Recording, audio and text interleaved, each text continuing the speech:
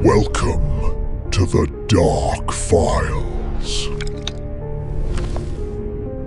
आज एक ऐसी सच्ची घटना के बारे में हम बात करने वाले हैं जिसने पूरे भारत को हिला के रख दिया। एक ऐसी घटना जिसकी शुरुआत एक प्रेम कहानी से होती है लेकिन अंत काफी खौफनाक देखने के लिए मिलता है। एक ऐसी घटना जिसने भारत के हर घर में एक डर का माहौल पैदा कर दिया। ये घटना थी यूपी के औरैया जिले की। और ये घटना का जो नाम सबसे ज्यादा प्रचलित हुआ वो था औरैया की किल ब्राइड्स।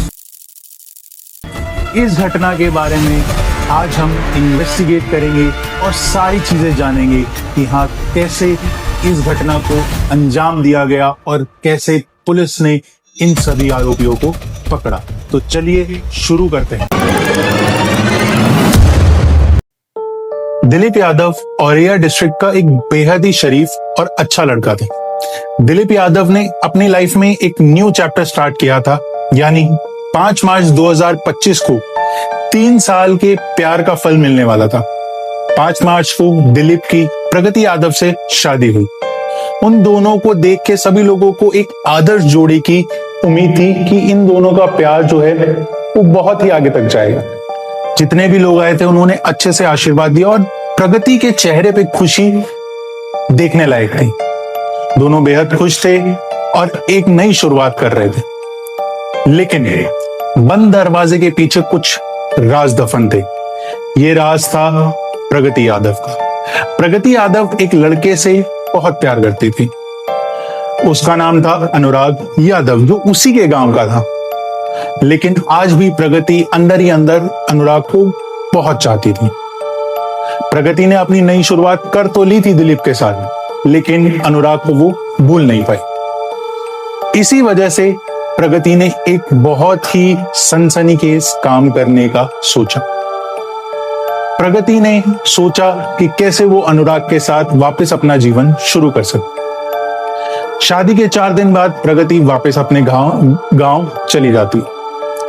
दिलीप होली के सेलिब्रेशन करने के बाद 19 मार्च से अपना काम फिर से शुरू करता है। दिलीप 19 तारीख को अपना काम पूरा करके घर की तरफ लौट ही रहा होता है कि वो खाने के लिए एक होटल में रुकता है।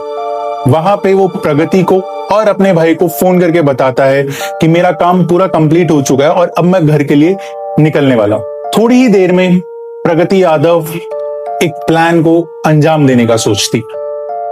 इस प्लान का सूत्रधार कोई और नहीं प्रगति और अनुराग ही थे। प्रगति ने अनुराग को फोन किया और बताया कि दिलीप बेला गांव से निकलने वाला है और थोड़ी देर में गांव की तरफ आ जाएगा। अनुराग ने ममेरे भाई को फोन करता है जिसका नाम है दुर्लभ यादव। दुर्लभ यादव को सारी चीजें पहले से पता थी और दुर्लभ ने एक अपने दोस्त को तैयार किया था जिसका नाम था रामजी नागर। रामजी नागर को अनुराग यादव और प्रगति यादव ने कॉन्ट्रैक्ट दिया था दिलीप को रास्ते से हटाने के लिए, जिसके लिए अमाउंट तय हुआ 2 लाख रुपए। 2 लाख रुपए का अरेंजमेंट कैसे हुआ? 2 लाख रुपए का अरेंजमेंट करने के लिए प्रगति ने अपनी शादी में लिए गए गहनों को गिरवी रखा, जिससे 1 लाख रुपए जमा हुआ। साथ ही साथ मुंह दिखाई में मिले हुए 70,000 भी उसने ऐड किए। बचे हुए 30,000 रुपए दिलीप से बहाना बना के और किसी जरूरी काम का बोल के वहां से लिए। टोटल 2 लाख रुपए प्रगति ने अनुराग को दिए और अनुराग ने कॉन्ट्रैक्ट दिया रामजी नागर को दिलीप को रास्ते से हटाने के लिए। 19 मार्च को जब प्रगति ने फोन किया अनुराग को और बताया कि अभी अच्छा मौका है रास्ते से हटाने के लिए, अनुराग यादव अपने ममेरे भाई दुर्लभ यादव को लेके रामजी नगर को अपनी बाइक पे बिठा के दिलीप से मिलने चला। दिलीप अनुराग को पहले से ही जानता था और इनकी मुलाकात किसी और ने नहीं, प्रगति यादव ने ही कराई थी, ये बोल के कि अनुराग उसका बहुत ही अच्छा दोस्त है। अनुराग को देख के दिलीप उसके पास जाता है और पूछता है उसका हालचाल। उसे नहीं पता था कि आज जो ये मिलना हुआ है दिलीप यादव का अनुराग यादव से, इसका अंत काफी खौफनाक हुआ।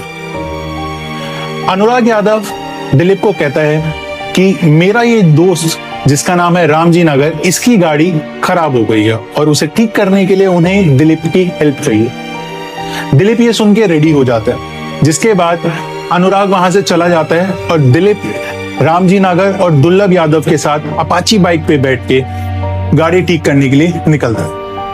थोड़ी ही दूर जाके एक सुनसान जगह पे, जहां पे गेहूं का खेत था, वहां पे रामजी नगर बाइक रोकता है।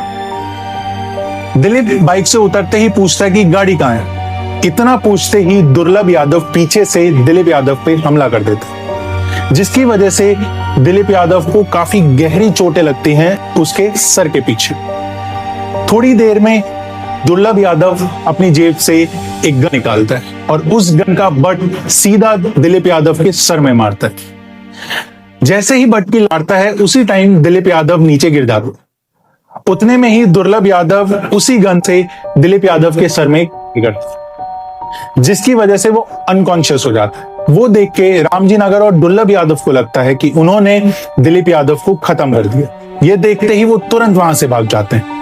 वहां पे बिल्कुल सुनसान रास्ता था, बिल्कुल अंधेरा था, बहुत ही ज्यादा शांति हो जाती है। थोड़ी ही देर बाद पास के ही गांव के दो लोग वहां से गुजर रहे होते हैं। उन्होंने दिलीप को लहूलुहान हालत में वहां पे गिरा हुआ देखा, जिसकी इंफॉर्मेशन उन्होंने पुलिस को दी। पुलिस तुरंत वहां पहुंचती है और दिलीप यादव को पास ही के अस्पताल में भर्ती कराती है।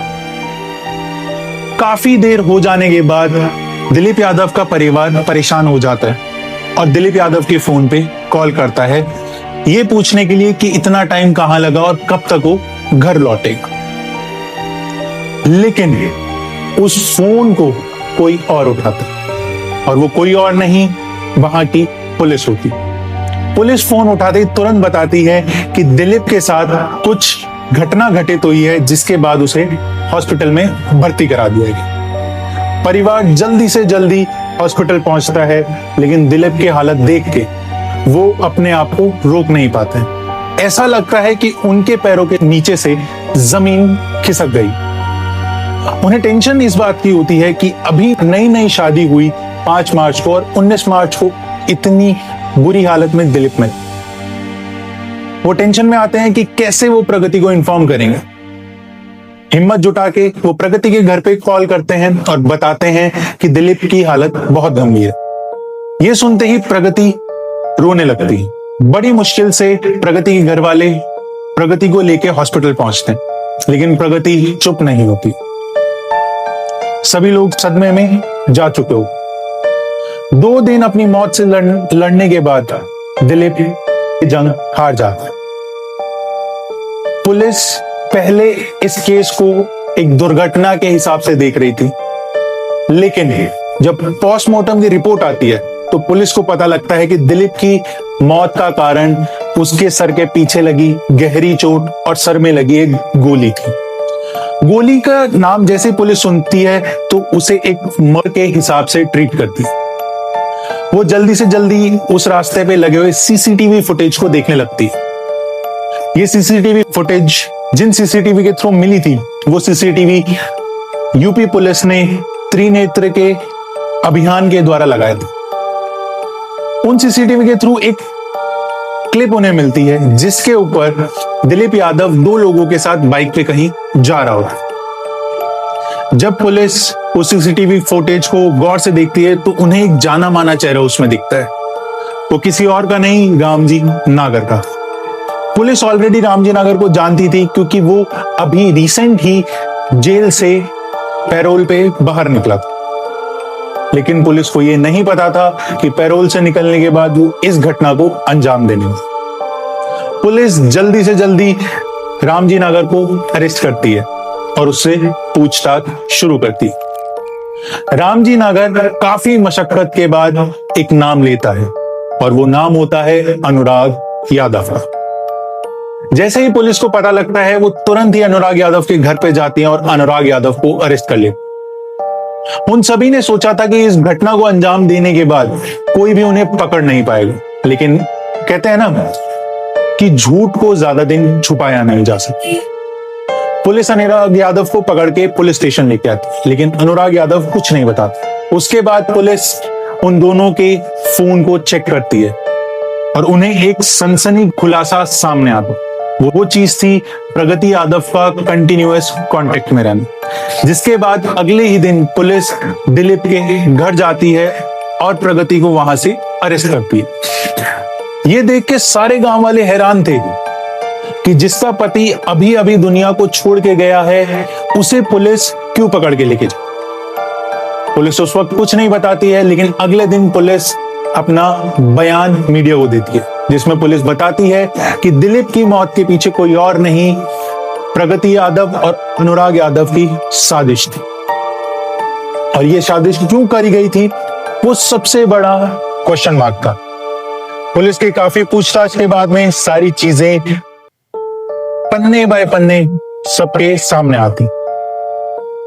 इस चीज की शुरुआत 5 साल पहले यानी कि 2020 में होती। अनुराग यादव प्रगति यादव के घर के पास ही रहता था। अनुराग यादव को देख के प्रगति यादव धीरे धीरे उसकी तरफ अट्रैक्ट होने लगी, जिसका सबसे बड़ा कारण था अनुराग यादव का रहने का लाइफस्टाइल। उसे देख के प्रगति यादव बहुत ही बड़े बड़े सपने देखने लगी, लेकिन उसकी हिम्मत नहीं हुई अनुराग यादव से बात करने की। अनुराग यादव को जब इन चीजों का पता लगता है तो अनुराग यादव अगले ही दिन प्रगति यादव को अपना नंबर पर्ची में लिख के पकड़ा जाता है। उसी रात प्रगति अपने पापा के फोन से अनुराग यादव को कॉल करती है और इस रिलेशनशिप की शुरुआत हुई। बातें धीरे धीरे रिलेशनशिप में और प्यार में बदल जाती। दोनों के बीच बहुत ही गहरा प्यार हो चुका था, लेकिन इस प्यार को मुकम्मल करने के लिए काफी सारी दिक्कतें आ रही, जिसमें सबसे पहला कारण था प्रगति यादव और अनुराग यादव की फैमिली डिस्प्यूट्स। इन दोनों के फैमिली के बीच में एक जमीन को लेके काफी ज्यादा अनबन थी, जिसके बाद में उन दोनों को समझ आ गया कि इतनी इजीली उनकी शादी नहीं होने वाली। लेकिन धीरे धीरे प्रगति को पता लगता है अनुराग के फेक लाइफस्टाइल का, जिसके बाद में उसके सारे सपने चूर हो जाते हैं। वो मूव ऑन करने की कोशिश करती है और सोचती है कि किसी और लड़के से वो शादी करेगी, जिसके लिए वो दिलीप यादव को चुनती है। दिलीप यादव कोई और नहीं, प्रगति यादव की बहन का देवर था। दोनों एक दूसरे से बातचीत करने लगते हैं और उन दोनों में प्यार हो जाता। इस चीज की शुरुआत 2022 में हुई थी। दोनों धीरे धीरे क्लोज आते हैं और फिर दोनों के घर वालों को दोनों के रिलेशनशिप का पता लगता है, जिसके बाद दिलीप काफी मेहनत करके अपने घर वालों को शादी के लिए मना लेता है और 5 मार्च 2025 को दोनों की शादी हो जाती। लेकिन एक राज ऐसा था जो कि प्रगति ने अपने दिल में छुपाया हुआ। यह राज था अनुराग यादव का। प्रगति आज भी अनुराग यादव से उतना ही प्यार करती थी जितना वो 2020 में करती। वो अनुराग यादव को भूल नहीं पा रही थी, जिसके बाद वो फिर से अनुराग यादव से मिलती है और दोनों मिलके ये खून खेल शुरू करते हैं, जिसका अंत होता है 19 मार्च को। हम सभी ये सोचते हैं कि हमेशा कोई दूसरा ही करता है, लेकिन हम ये भूल जाते हैं कि कई बार ये कोई और नहीं, हमारे आसपास के लोग और हमारे करीबी लोग ही। इस चीज से हमें हमेशा ध्यान रखना चाहिए। हमें उम्मीद है कि जैसे जैसे ये केस आगे बढ़ेगा वो दिलीप यादव और उसके परिवार को न्याय जरूर मिलेगा। एक कमी जो मुझे इस केस के तौर पे दिखी वो थी हमारे जुडिशरी सिस्टम में। वो कमी थी कि जब कोई इंसान कोई अपराध करता है तो उसे पैरोल पे छोड़ दिया जाता, जिसके बाद वो फिर से कोई अपराध करता है। इस चीज पे मैं उम्मीद करता हूं कि हमारी इंडियन जुडिशरी सिस्टम ध्यान देगा और ऐसे केस को फिर से होने से रोकेगा।